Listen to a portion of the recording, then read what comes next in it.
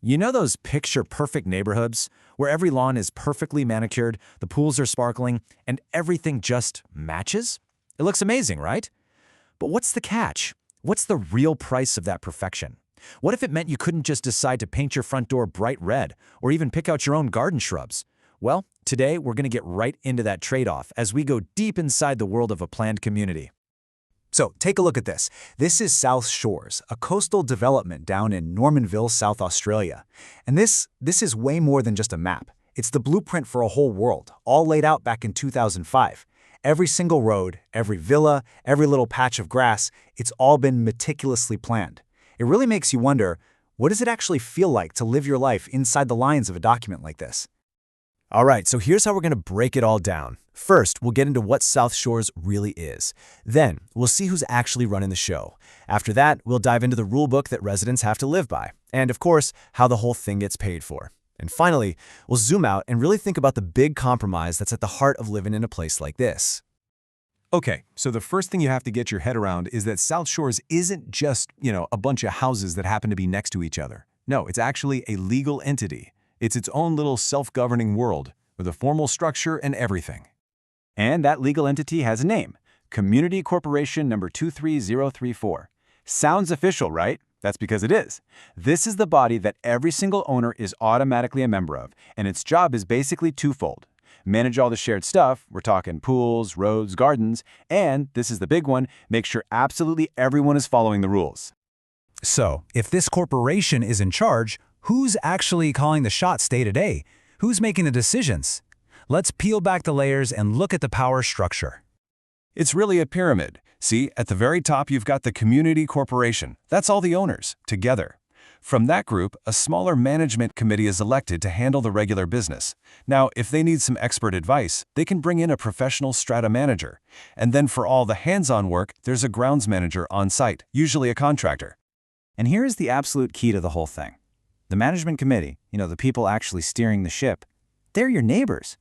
They're owners who volunteer their time for these super important roles, everything from presiding officer to treasurer. And get this, they're all unpaid.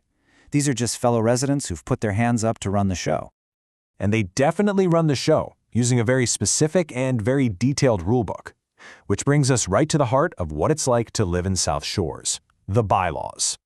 Now, the official documents can look like this thing on the left, super dense, full of legalese. Bylaw 24.14 says a person must not fish, dive, swim, or partially immerse themselves in the lagoon. Yikes. But in reality, what it boils down to for residents is what you see on the right. Plain and simple. No swimming, fishing, or boats in the lagoon. It's all about turning that legal jargon into real-world rules.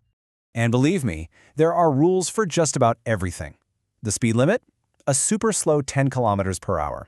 Don't even think about working on your car on the street. Want a pet? Well, you'll need written permission and you're capped at 2 dogs and 1 cat. And just like your parties, your pets have to be kept on your property and under control. Okay, so the rules cover all the common areas and how you behave. But what about inside your own home or on your own property? Well, if you want to make a change or an upgrade, you guessed it, there's a very clear process for that too. The whole renovation policy is broken down into 3 different tiers. For something really simple, like swapping an old air conditioner for a new one in the exact same spot, you just have to let the committee know. For bigger stuff, like putting in an EV charger or solar panels, you need to get their official approval. But for a major change, something structural like enclosing a balcony, that has to be voted on and approved by all the owners at the big annual general meeting.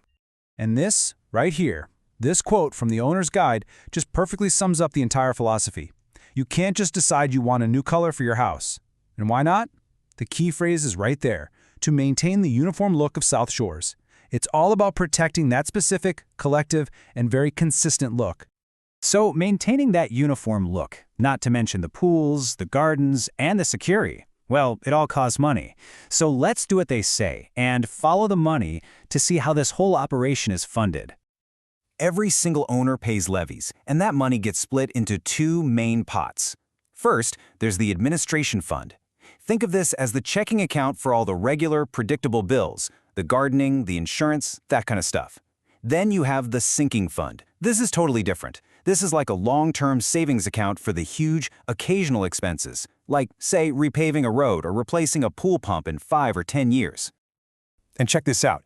This isn't just a vague idea. This is the actual sinking fund schedule that was presented at the 2015 annual meeting. It's a financial forecast, planning for major expenses years and years down the line. You can see they've got money earmarked for the lagoon pump, for fences, even for sewer pumps.